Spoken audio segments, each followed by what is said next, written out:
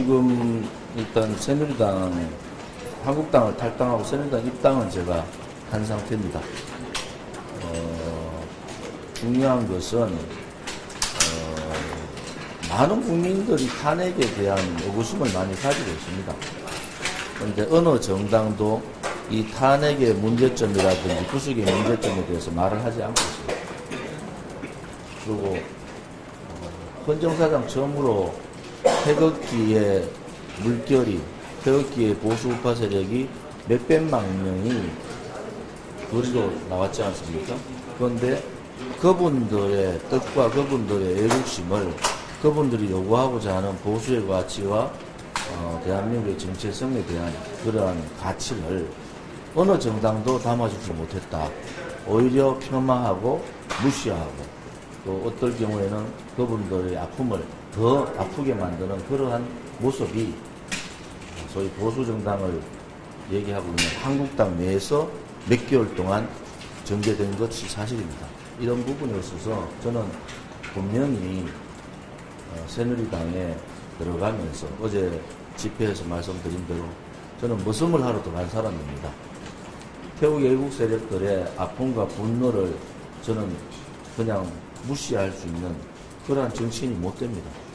그래서 그분들의 대변인은 또 새로운 보수 우파의 개혁을 위해서라도 새로운 보수 우파 정당이 생겨야 된다. 이런 생각을 갖고 탈당을 선언했고 새누리당을 입당을 했습니다. 후보 추대를 제가 받았습니다만은 워낙에 큰 일이고 제가 후보 수락을 하면은 저는 후보직을 끝까지 합니다. 대선을 마칠 때까지 하기 때문에 그런 부분을 굉장히 고민을 지금 많이 하고 있고 며칠간 좀 더 고민해볼 그런 생각입니다. 시한은 언제까지 할까요? 일단 16일, 17일이 등록 날이니까요. 수요일 정도까지는 어떤 결정을 해야 되지 않을까 이렇게 보고 있습니다. 혹시 청원이랑 같이 뜻을 해서 탈당하시겠다는 추가로? 저 몇몇 의원분들하고 여러 번에 걸쳐서 이 탈당 얘기를 했고요. 동반 탈당 요청도 상당히 많이 했고, 그거는 벌써 몇 달 전부터 그런 얘기가 있었습니다. 지금 당장 얘기가 나온 게 아니고, 사실은 박근혜 대통령에 대한 탄핵을 어떻게 보느냐. 그래서 저는 분명히 탄핵을 추진했던 사람하고의 전쟁을 선포한다. 지금 박근혜 대통령이 구치소에서 검찰 수사를 거의 10시간씩 몇 번을 받고 있는데도 나온 게 아무것도 없습니다.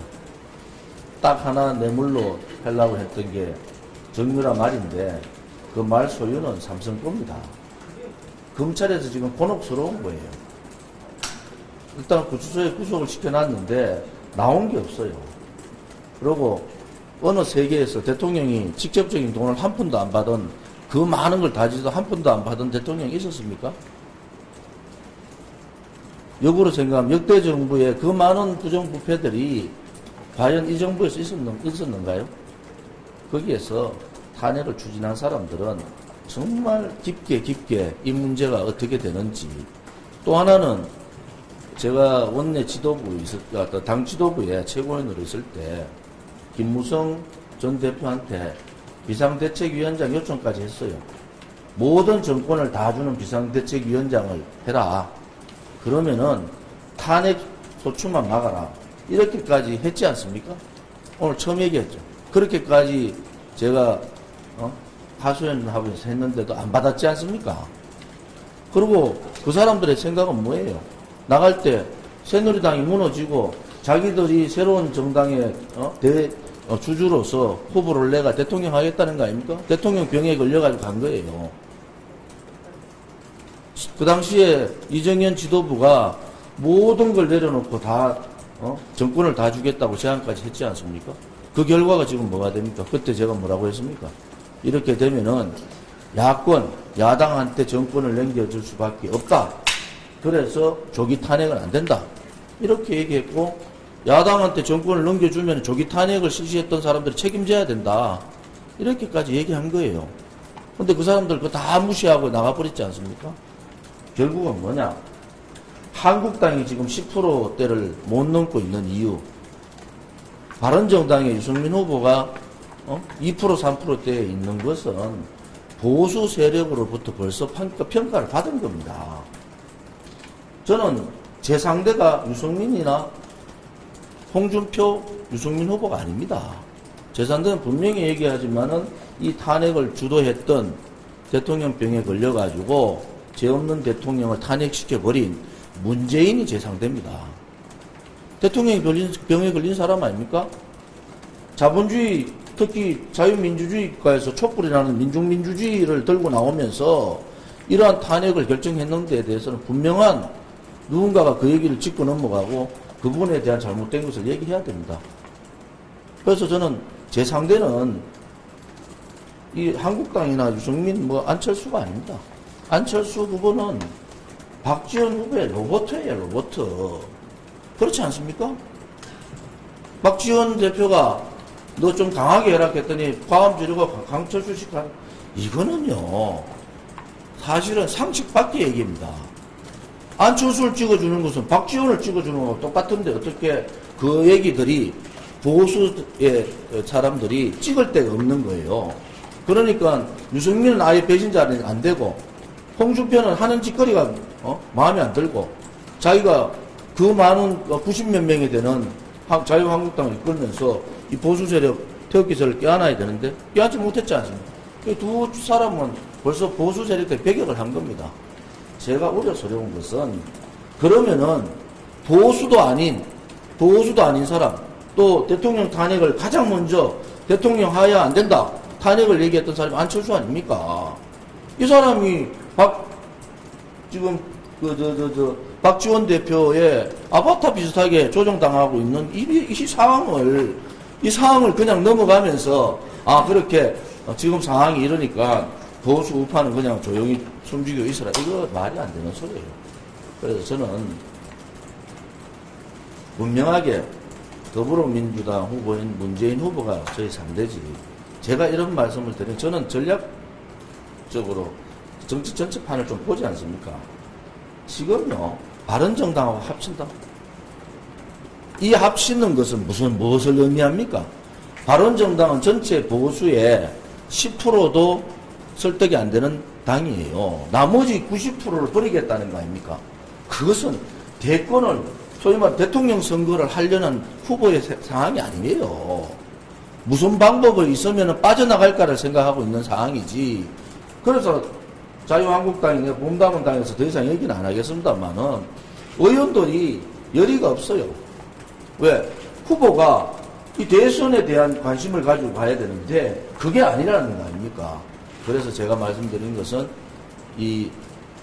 유승민 후보나 홍준표 후보는 벌써 자기를 지지해주는 보수 세력에 대해서 심판을 당했다. 그래서 많이 부족하지만은 새로운 당인 이 보수 태극기 태극기 분들을 대변할 수 있는 이 새누리당으로 제가 나가는 겁니다. 저 개인적으로는 여러분 잘 아시다시피 미방위원장 제가 양보를 해서 차기 미방위원장으로 거의 내정되는 거 아닙니까? 그럼 다 버리고 나가는 겁니다. 어떤 의원들은 저한테 용기를 주고 어떤 의원들은 저한테 만류를 요청했지만은 이 중대한 정치사에 있어서 몇백만 명이 보수가 거리로 나온 적이 한 번도 없는 이 중대한 정치사에 있어서 아무런 그 사람들을 대변할 수 있는 사람이 없다. 그것을 대변할 수 있는 정당이 없다. 이거는 불행이죠. 그래서 저는 제가 희생되더라도 새누리당의 대선 후보가 아니라 새누리당의 그야말로 모서머의 역할을 할 수밖에 없고 이분들을 대변해 줄 수 있는 역할을 정치인의 한 사람으로 할 수밖에 없다. 저는 그렇게 보고 있습니다. 김진태 의원 같은 경우에 경선에 나왔 의원하고 김진태 의원의 경선 문제는 조금 다르죠. 상황이 좀 다르지 않습니까? 그 경선의 여론조사가 이렇게 됐기 때문에 지금 유승민, 홍준표 국민 여론조사 누가 이깁니까? 저는 당연히 유승민 후보가 이겨요. 왜? 탄핵 찬성했던 사람들은 홍준표나 김진태는 안 찍습니다.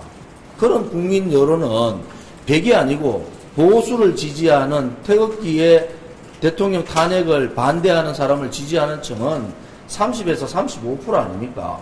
그 사람들이 아니고 65%, 70%의 사람들을 다 넣어가지고 여론조사를 한다? 그래서 유승민 후보가 아마 국민 여론으로 홍준표 후보 보고 하자. 그러면 홍준표 후보 못 받을걸요? 못 받지 않습니까? 당당하지 못하잖아요. 후보가 될 때는 국민 여론조사를 50% 넣어서 하고, 다른 당하고 후보, 그러면 통합을 하자, 합치자, 후보 연대하자, 이렇게 얘기하면은, 저는 100점 100패다. 그래서 못하는 겁니다. 그냥 그래서 자꾸 들어와라 얘기만 하는 거죠.